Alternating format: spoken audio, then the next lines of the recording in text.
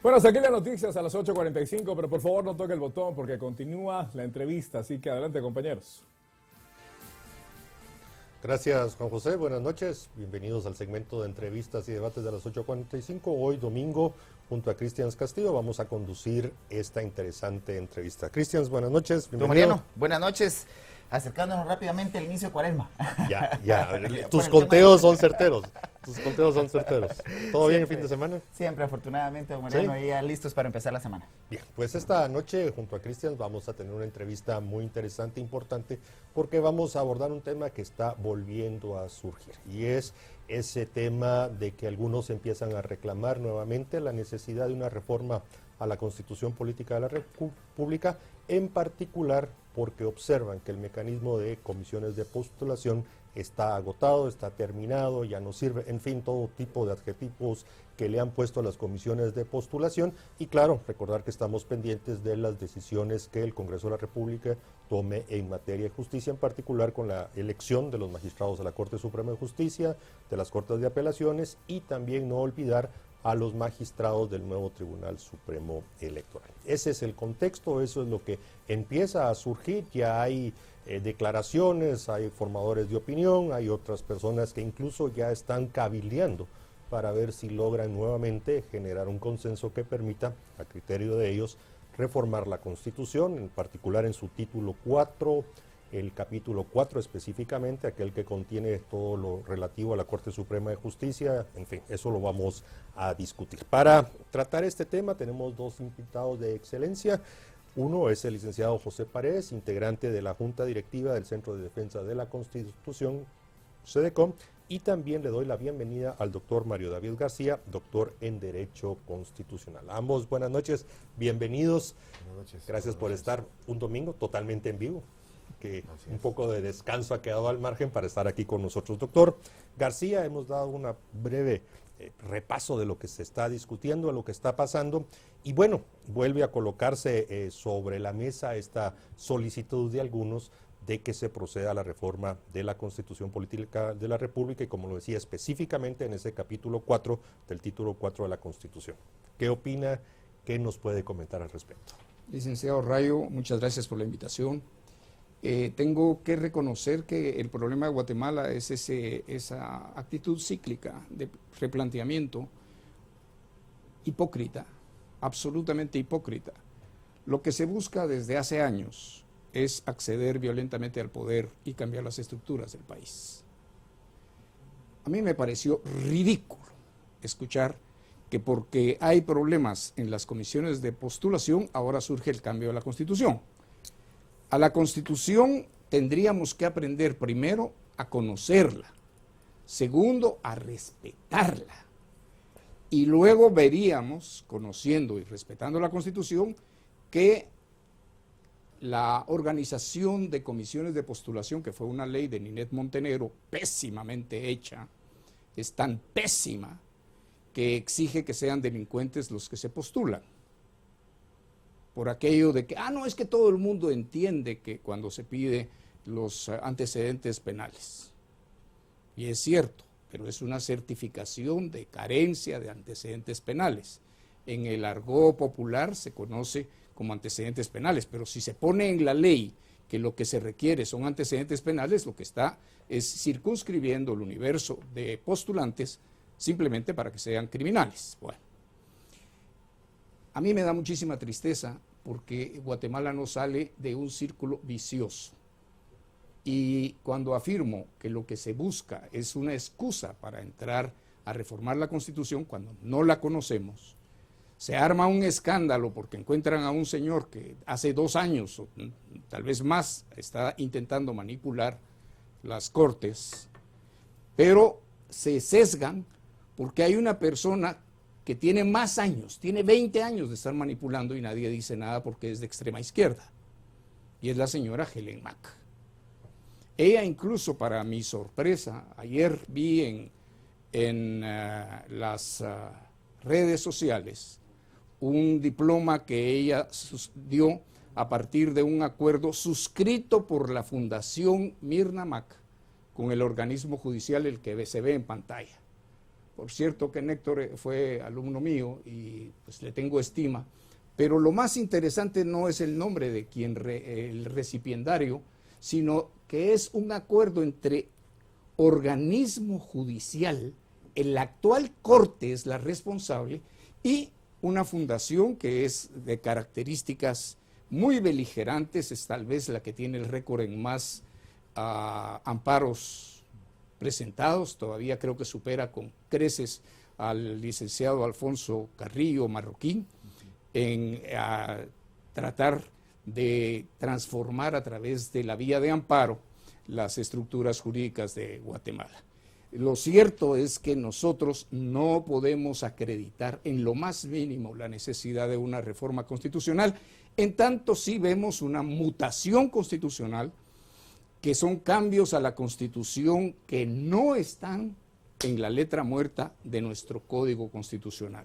Licenciado Paredes, la crítica al sistema de comisiones de postulación empieza precisamente a partir de lo que el doctor Mario David García ha planteado, que es la ley de comisiones de postulación. Los últimos 3 procesos han sido bastante nefastos, los 3, y han llegado a extremos en donde hemos tenido 17, 19 amparos en contra de los procesos y una serie de otras acciones.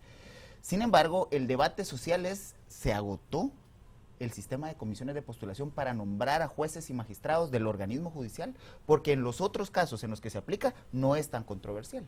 Bueno, mire, creo que, digamos, el punto de partida es que precisamente allí es donde empiezan a conversar y a surgir estas voces que tienden a pedir la reforma constitucional. Pero realmente, si el punto de partida es el tema de las comisiones de postulación, tendríamos que examinar si es necesario tocar la columna vertebral del Estado, que es la Constitución. Yo considero que no. Yo considero que mucho del tema que hay relacionado con las comisiones de postulación se podría, digamos, enderezar, se podría reencauzar haciendo reformas a nivel de la ley de comisiones de postulación, a nivel de la ley de la carrera judicial, pero eso no necesariamente nos tiene que llevar a reformar el texto constitucional. ¿Usted está de acuerdo que continúe el mecanismo de comisiones de postulación? Pero hay que pensar en hacer algunas reformas en la ley de comisión de postulación. Por ejemplo, exámenes de objetividad, pero que hayan procedimientos claros. licenciado. Sí, pero se pueden hacer las modificaciones a nivel legislativo. ¿Por qué se tiene que acudir a modificar el texto constitucional? Que continúen las comisiones de postulación. Mire, un tema. Inicialmente, la Asamblea Nacional Constituyente, cuando se promulgó la Constitución, no contemplaba ese mecanismo de las comisiones de postulación. Eso fue posterior. Y el tema de las comisiones de postulación es lo que está dando el problema hoy en día. Pero anteriormente, cuando se promulgó la Constitución, era el Congreso de la República el que nombraba magistrados. Esto data de la reforma del 93. Sí, del 93. El problema que tenemos hoy en día es derivado de una reforma del 93. Por eso, si se va a ir a un tema de reforma, hay que ser muy cuidadosos de no ir a hacer reformas por ocurrencia. El tema de reformar la Constitución es un tema delicado. Y el texto constitucional, no solo tenemos que aprender a conocerlo, sino también, como mencionaba el doctor, a respetarlo. Y fundamentalmente creo que entrar a respetar ese marco constitucional exige, en todo caso, examinar detenidamente. No se puede ser por una situación coyuntural entrar a una reforma y no necesariamente a la Constitución, tiene que ser a nivel legislativo. Doctor García, una pregunta muy concreta para después hacer una segunda. ¿Usted comparte la opinión, pero quisiera que fuera más claro, de que si las comisiones de postulación están a nivel constitucional, hay que respetarlo y no reformarlo? ¿Es esa su opinión? Es que el problema de las comisiones de postulación es un problema grave.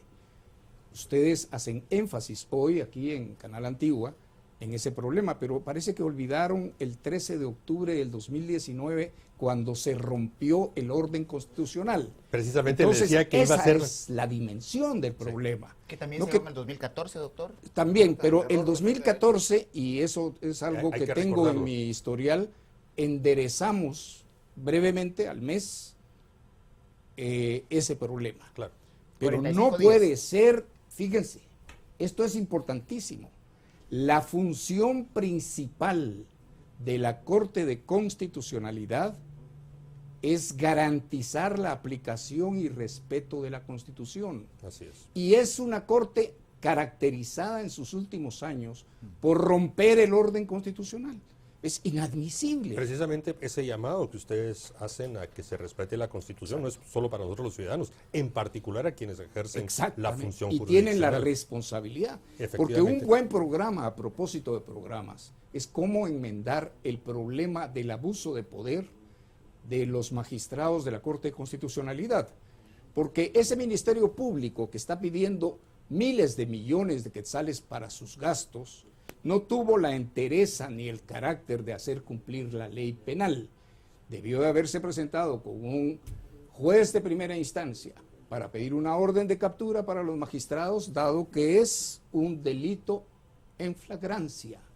Y nos hubiera empezado a solucionar el problema. Doctor, pero entonces yo quisiera cumplimos la ley retomar, como le decía, le iba a hacer una pregunta Sí, muy sí, concreta para poder hacer otra pregunta. El famoso decreto 19/2009, ley de comisiones de postulación, pues si hacemos un poco de memoria, recordarán que esa se fraguó en el seno de un consorcio que se formó en la Universidad Rafael Andívar y que la diputada Montenegro, solo en su derecho de iniciativa de ley, tomó el texto y lo presentó al Congreso de la República. Hay que recordar quiénes en aquel consorcio fueron los que insistieron en la necesidad de desarrollar una ley específica a lo que no lo manda la Constitución, pero bueno, se llegó en aquel entonces.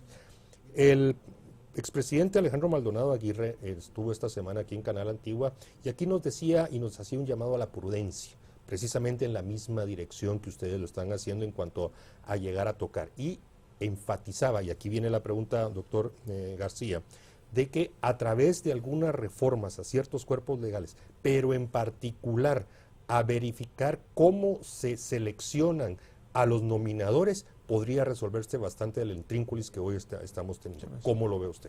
No, estaría coincidente con esa opinión, pero hay problemas. Fíjese que cuando uno mira, por ejemplo, los criterios que se difunden para la gradación de características de cada uno de los candidatos, parece sacado de un cuento de infantil. Somos poco serios. Se habla, incluso en la doctrina, de la imparcialidad, de la impartialidad, de la independencia del juez. Pero si ustedes se ponen a pensar, es totalmente, como escuché el otro día, antinatural. Y es no humano ser imparcial. Además, al juez se le exige parcialidad al momento de la sentencia.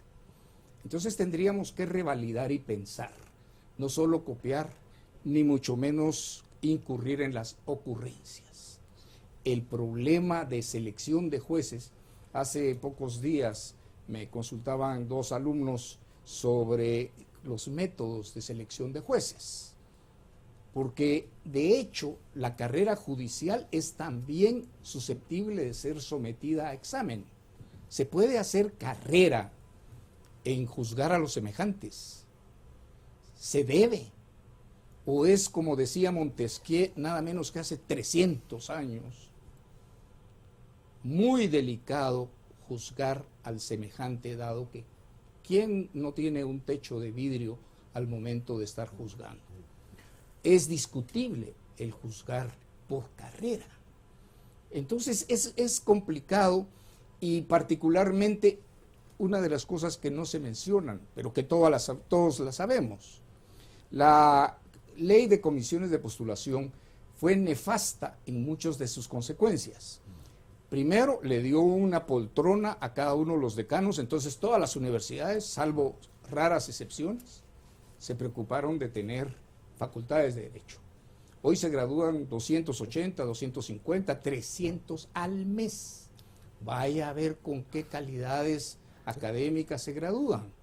Hoy incluso usted ve que ser un buen juez, hay casos, por supuesto, es cada vez más difícil por la mediocridad existente en el medio.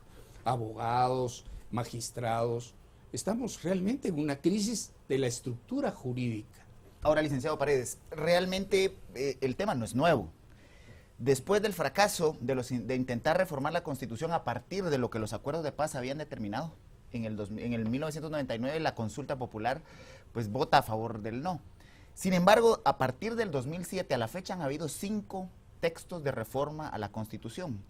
Entre ellos el de Prorreforma, uno presentado por la bancada líder, encabezada por Manuel Valdizón, uno presentado por Otto Pérez Molina, uno presentado precisamente por lo que don Mariano planteaba de un consorcio entre universidades, y finalmente 2 más que son relativamente menores en su dimensión, pero todos coinciden en la necesidad de reformar desde el 2007 la integración del Congreso y la forma de integrar el organismo judicial. ¿Considera que es un debate nuevo? ¿Es un debate coyuntural, a pesar de ser reiterado desde el 2007? Mire, estamos claros que realmente es algo que se ha venido discutiendo y que han habido varios intentos por reformar la Constitución. Pero también es importante en su argumento tomar en cuenta que también la última reforma no pasó, el Congreso no la aprobó. En la consulta popular también el pueblo de Guatemala dijo no. Es decir, creo que el hecho de que esté la discusión y es válido. Los temas constitucionales siempre van a estar en discusión. Ahora, el punto mío es, a mí sí me da temor entrar a discutir sobre una reforma constitucional y dar un cheque prácticamente en blanco al Congreso de la República y no sabemos qué puede salir de ahí. Realmente el tema constitucional, y a veces, y en la gran mayoría de países, los textos constitucionales tienen larga duración y son los tribunales constitucionales los que van haciendo una interpretación de la Constitución, lógicamente respetando el texto, dictando resoluciones apegadas a la ley, y eso es lo que esperamos nosotros acá en Guatemala, ¿verdad? Licenciado Paredes, hay que recordar que desde hace varias semanas, incluso desde la legislatura anterior, aparecen en los órdenes del día al final la necesidad de debatir y de votar sobre 2 dictámenes a reformas constitucionales. No se llega a eso por distintas razones. Lo primero es que tiene que haber 2/3 partes mínimo en el quórum y entrar a debatir porque hay 2 dictámenes y esos aparecen por orden de la Corte Constitucional. O sea, el tema está, lo que pasa es que no le ponen atención, se van por coyunturas, pero solo quería recordarlo. Y en ese orden de ideas, licenciado Paredes, usted ya lo insinuó, ¿existe o tiene usted conocimiento de que exista un ejercicio donde efectivamente se repasen toda aquella legislación ordinaria que merecería una reforma, un ajuste para precisamente abordar aquellos temas que hoy identificamos como que han generado algún tipo de problema, desconfianza o incluso algunos la llaman deslegitimación del proceso de la selección de los jueces? Bueno, mire, realmente el punto es se pueden hacer muchos ejercicios de análisis, que al final yo creo que tenemos que hacer un análisis mesurado, realmente previo a entrar, ¿por qué nos vamos a ir a una cirugía mayor cuando podemos iniciar con otras vías? Realmente en técnica legislativa se pueden seguir otras rutas, pero insisto, si el tema es reforma constitucional porque hay que reformar el sector justicia, sí, pero el sector justicia pasa por la ley de la carrera judicial, una ley que, por cierto, tiene unas reformas que por hacerlas apresuradas no compaginan con la Constitución. 2016. Tenemos la ley de comisiones de postulación. Es decir, hay una serie de normas que previo a acudir a tocar el texto constitucional, que dicho sea de paso, la Constitución que tenemos, no nos olvidemos que la Asamblea Nacional Constituyente que promulgó esa Constitución fue la que tuvo mayor representatividad en el Congreso de la República. Es decir, realmente tenemos que valorar ese texto constitucional. Ahora, doctor Mario David García, realmente usted habló en su primera intervención de la necesidad de conocer y respetar la Constitución. Y el constitucionalismo, si me permite agregarlo. ¿Por qué usted considera que, por ejemplo, los mandatos de la Constitución no se han logrado desarrollar? Y voy a poner ejemplo: ley de aguas, ley de comunidades indígenas y ley del Fondo Social. ¿Qué ha evitado en las élites de este país para poder entrarle al desarrollo constitucional por la vía de las mismas leyes que ella demanda? Mire, yo creo que la clase política, y lamentablemente ningún país tiene los mejores políticos, y ciertamente la ignorancia prevalece. Estoy de acuerdo con lo que dice el licenciado Paredes, de que la constituyente que decretó la Constitución en 1985 y que obró vigencia en el 86 fue la más representativa de toda la historia del país. Sin embargo, eran una bola de ignorantes. y de mediocres. Ahí está el texto constitucional. Si usted compara la Constitución del 83 de El Salvador con la nuestra, 3 años después, 2 años después, la de El Salvador es muy, muy superior técnicamente hablando. Y es que el problema es que debe ser gente que sepa de qué está hablando cuando se habla de cambiar constitución o de hacer o llamar a una constituyente e integrar una constituyente, que es el mismo problema que tenemos en la Corte de Constitucionalidad, porque la Corte de Constitucionalidad ha llegado de toda clase de gente. Yo le diría que tal vez alguno conocía la Constitución, pero de ahí han conocido de negocios, hay gente que ha salido millonaria, gente realmente descalificada.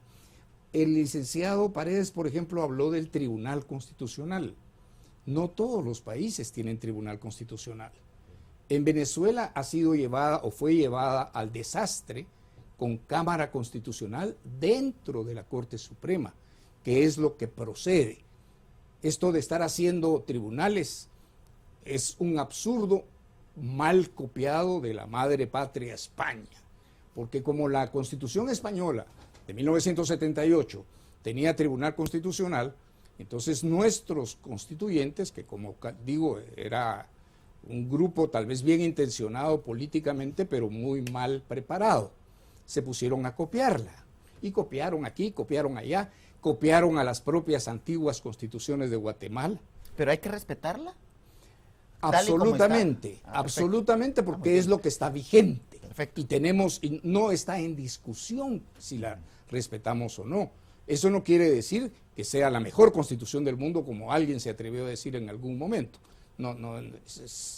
Es decir, ¿por qué no se desarrolla entonces, doctor? ¿Por qué no ahora, se logra la pregunta los suya acuerdos? es muy interesante, porque ciertamente no ha tenido la oportunidad la Constitución de crear sus raíces como es, porque el problema constitucional es bien interesante. En algún momento se constitucionalizó todo el orden jurídico. Recuérdense, y Guatemala está, lo cual es terrible que estemos, por ejemplo, planteando una reforma a la Constitución hoy, porque en tan solo 3 años vamos a estar cumpliendo 200 años de constitucionalismo.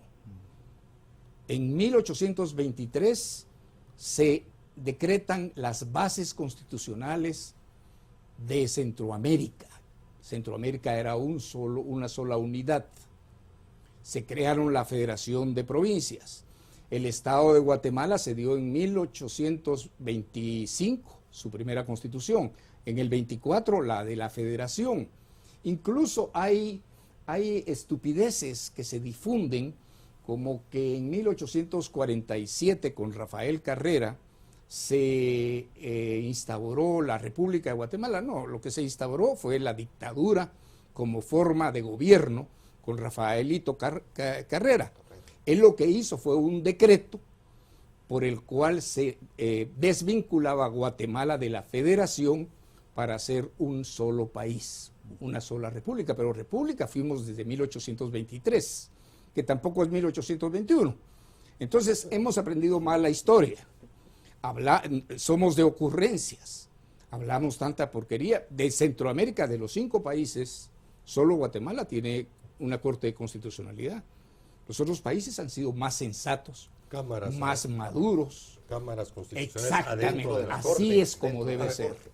Hagamos solo un paréntesis en esta discusión, licenciado Paredes, y en el escenario que efectivamente estas fuerzas y movimientos y opiniones que se han ido generando nuevamente llegaran a prevalecer, ¿cuál es el mecanismo que debería utilizarse para reformar la Constitución, específicamente en estos aspectos de la Corte Suprema, de la Corte, de las Cortes de apelaciones, en fin?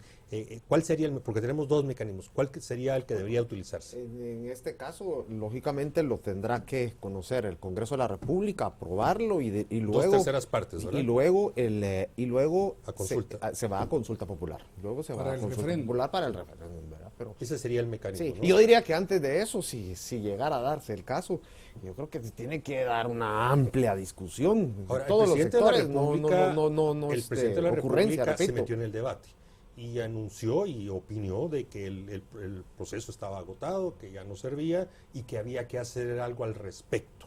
Él tiene iniciativa para tener la posibilidad de reformar la Constitución. ¿Ustedes consideran ya en el aspecto político de que esté ya tan convencido de que pudiera plantear esa reforma constitucional? No, yo creo que no. Yo creo que alguien le habrá aconsejado, no sé de dónde lo sacó, pero creo que es una infeliz idea. Además, hay prioridades. El Tribunal Supremo Electoral exige una transformación y un encauzamiento criminal de los magistrados, a propósito. Incluso tenemos la espada de Damocles, porque como insisto, la búsqueda de llegar por las vías no democráticas al poder persiste en el país. Pero hay dos acciones presentadas por un distinguido colega sobre la extensión de los mandatos de los periodos que tienen los magistrados de la Corte, del Tribunal Supremo Electoral, que vencieron en junio del año pasado. Eso haría, si se le ocurre a los señores magistrados de la CC otorgar en definitiva el amparo, el presidente sería desconocido, porque fue electo por magistrados que no tenían la competencia ni la legitimidad para ejercer el cargo. Y se irían también los diputados. Se pondría en cuestión todo el evento electoral del 2019. Y el evento electoral es el más turbio que hemos tenido, que los hemos tenido. Pero este último fue turbio, a más no poder. Ahora, licenciado Paredes, entrando un poco al debate de algunos de los temas que están sobre la mesa y que han sido ampliamente debatidos, por ejemplo, en la iniciativa 4387 de reforma constitucional, más de 90 audiencias públicas, y en el reciente ejercicio que se hizo... Reforma, solo para recordar. El siguiente de Proreforma. Y Proreforma igualmente tuvo una cantidad más de 80 audiencias públicas, más el proceso que se sigue impulsó con los poderes de Estado recientemente, más de una cantidad de organizaciones en mesas. Ha habido amplio debate y el consenso gira en torno a lo siguiente. Por ejemplo, cambiar la presidencia de la Corte Suprema de Justicia. Han habido años en los que más de 50 rondas para poder ponerse de acuerdo de quién va a ser el presidente, sobre todo cuando hay que presidir comisión de postulación, por ejemplo, para el Ministerio Público.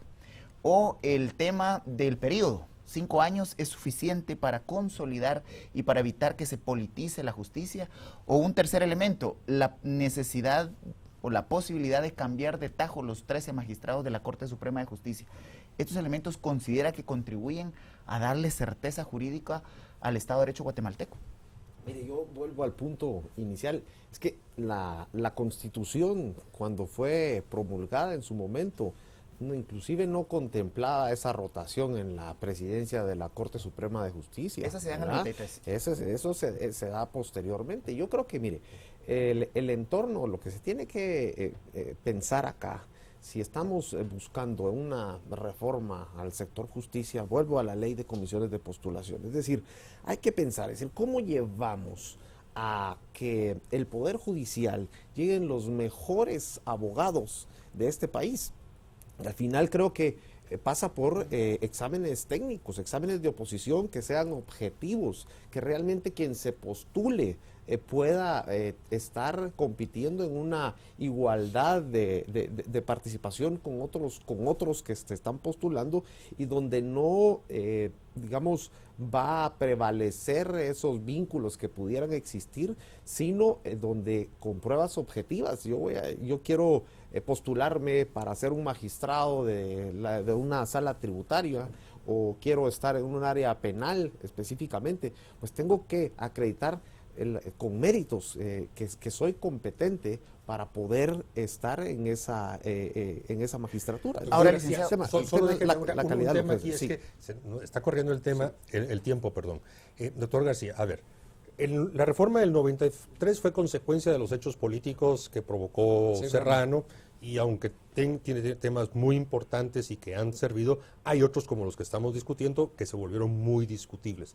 ¿No podría ocurrir lo mismo si de repente, precisamente por lo que acontece alrededor de las comisiones de postulación hoy, nos adentráramos en un proceso similar de reforma constitucional. Eso sería lo primero. Y lo segundo, me refiero, ¿por qué tanto énfasis en esto de exámenes y sentarlos y psicometría y tomarles fotos, sentarlos? Y nadie habla de lo que, a mi criterio, y usted me puede corregir, es lo más importante. La esencia de las sentencias de los jueces. Saber si un juez está apegado a la Constitución, está apegado a principios y valores, pero ahora todo es que la universidad no sé qué les va a hacer un curso, un grado, los va a sentar 20 minutos, una entrevista. ¿Por qué nos fuimos por esa vía y nos olvidamos? Y por favor le pido, si estoy equivocado, usted me corrige, ir a investigar qué tipo de juez es al momento de repartir justicia. Absolutamente. Al juez se le conoce por sus fallos. Sus sentencias son lo que habla por el juez. Incluso, recuérdese que en algún momento los jueces que optan para seguir en una, digamos, escala jerárquica hacia magistratura, tanto de Cortes como de Suprema, realmente tendrían que encontrar apoyo en los fallos que han emitido. Aquí se hace caso omiso. Es más, no hay nadie, hasta donde conozco, ustedes me corregirán si me equivoco, que haya hecho un estudio, por ejemplo, del perfil de los integrantes de las comisiones de postulación.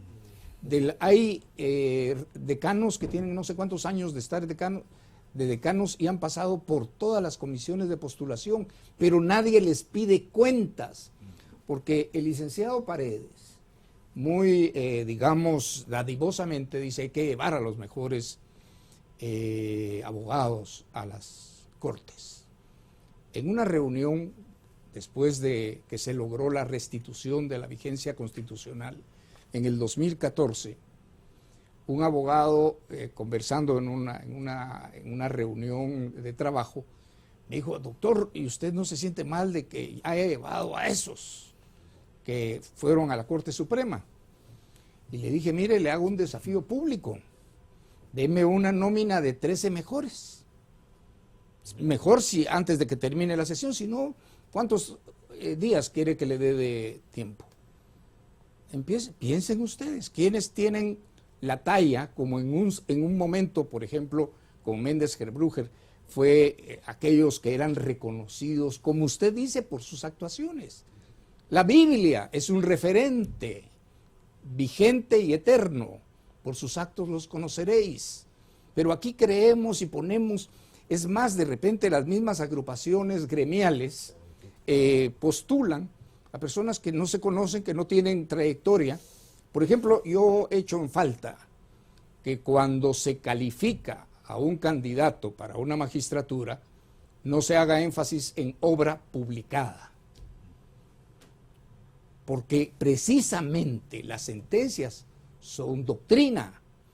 Donde se tendría que ir a aprender derecho es a las audiencias.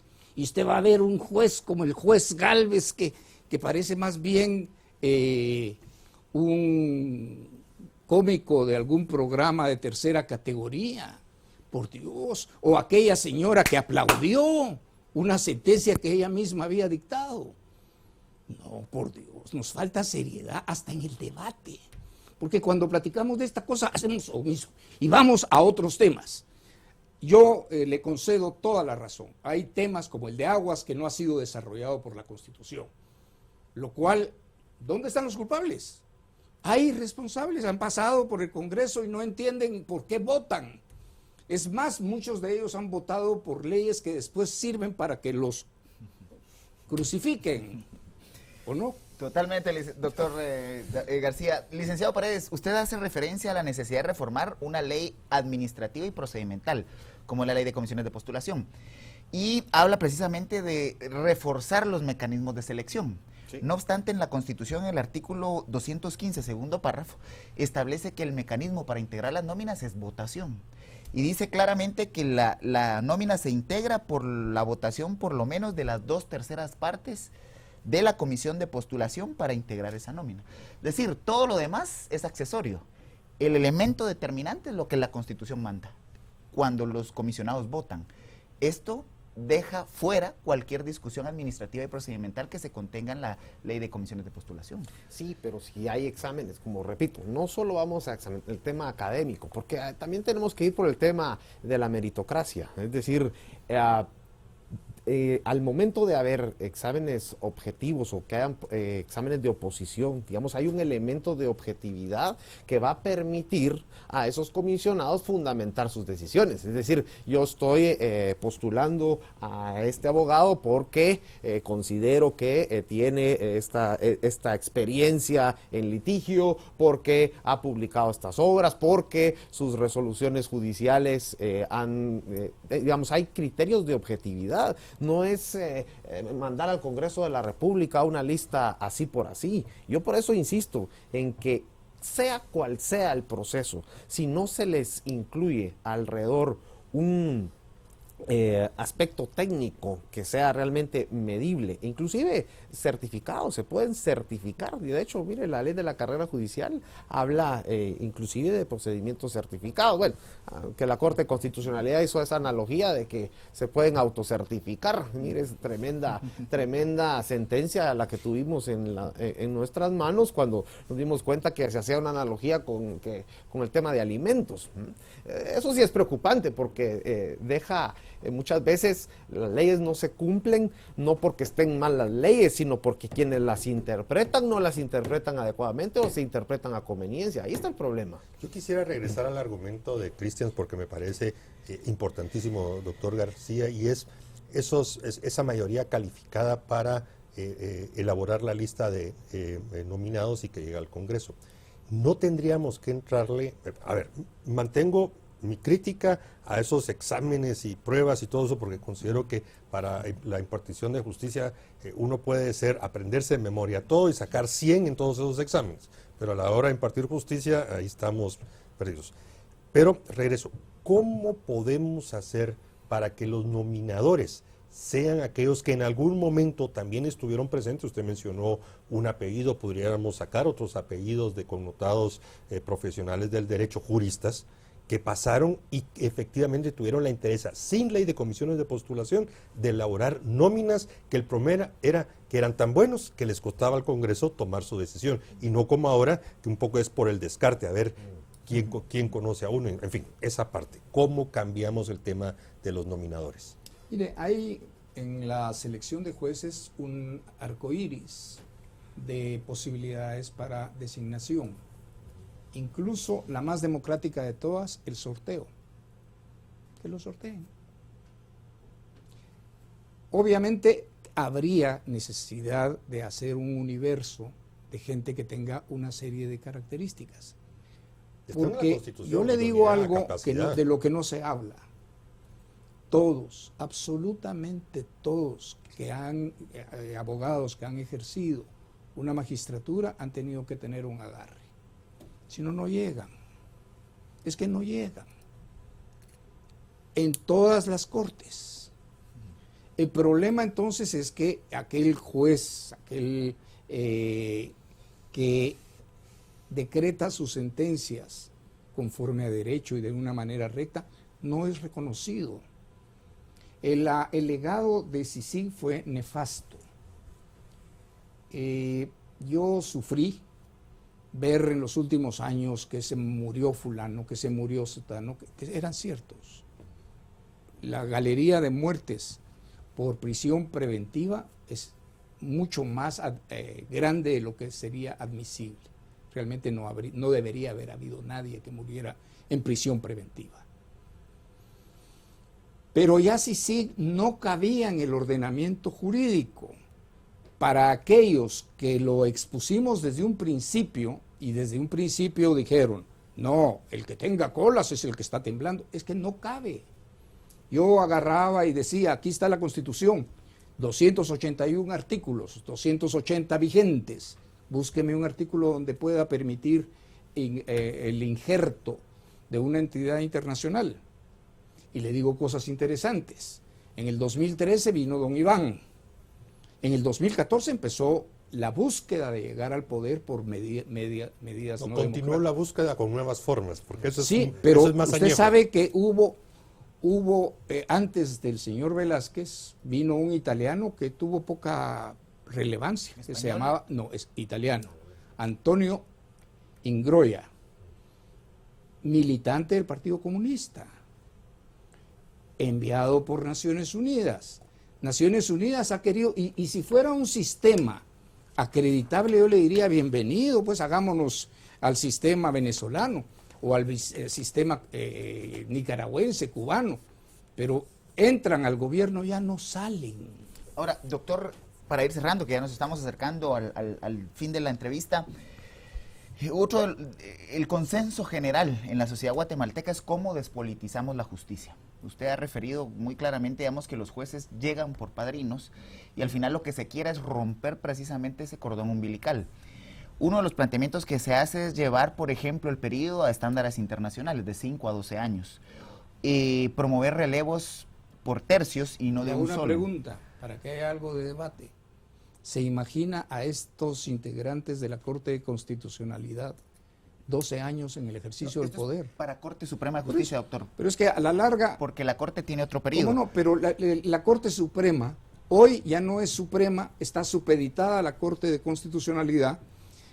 Cuando usted mencionaba el caso de alimentos, se le olvidó mencionar, por ejemplo, que la Corte de Constitucionalidad llegó a resolver sus propios asuntos en los que estaba exactamente. El debate gira en torno a cómo fortalecer el sistema de justicia, que sería Corte Suprema de Justicia y llevar la carrera judicial hasta cortes de apelaciones. ¿Considera que estos temas podrían contribuir a despolitizar la justicia en el país? Lo que es necesario es que técnicos, expertos se sienten a encontrar, porque tampoco es de inventar el agua azucarada. Ya otros países han encarado los mismos problemas con éxito. Y no se trata de plasmar modelos ajenos a nosotros. Lo que se trata, yo le diría, habría que empezar incluso en medidas de largo plazo, de mediano plazo y de corto plazo. Largo plazo. Yo me pasé 3 años persiguiendo a una ministra de Educación que estuvo bajo fuego del Congreso y nunca me pudo atender, para llevarle un regalo, un libro sobre la historia de Guatemala. La historia de Guatemala no se enseña la historia constitucional. Yo había sugerido que en 3er año primaria se empiece a enseñar la Constitución. ¿Estaría de acuerdo que sí, digamos, es el momento para debatir sobre la reforma constitucional? No, lo que estoy de acuerdo, y quiero ser enfático, es en que tenemos la obligación de conocer la Constitución, de respetarla y de someter del pescuezo a todos los funcionarios públicos para que la cumplan. Y con esas palabras las tomamos como sus conclusiones y le damos 30 segundos al licenciado Paredes para sus conclusiones. Bueno, cautela. No debemos iniciar un diálogo hoy en día de una reforma constitucional. Realmente, si el tema es reforma del sector justicia, no necesariamente el punto de partida es tocar la columna vertebral del Estado de Guatemala. Debemos ser técnicos, cautelosos, serios y huir de la ocurrencia, porque si no se empieza a hablar de una reforma constitucional por ocurrencia y eso nos lleva a graves errores. 3 expertos esta semana, Cristian, nos han llamado a la prudencia, a la cautela con estas ideas de buscar la reforma a la Constitución y eso que no estamos hablando de otros temas, solo en el sector acotada exclusivamente el tema al sector justicia. Pero bueno, lo tomamos. ¿Terminó el tiempo? Totalmente, pero inicia mañana otra oportunidad para debatir los temas a las 8:45. Así que los esperamos a partir de mañana nuevamente en entrevistas y debates de las 8:45. Vamos a estar totalmente en vivo y con la gratitud de que nos acompañe. Y eso me lleva al principio de ingratitud, algo que nos enseñó Alejandro Maldonado Aguirre, que los que son electos no tienen que estarle agradeciendo a nadie. A nadie, ni a los padrinos, ni a nadie. Bueno, buenas noches, buen descanso, nos vemos.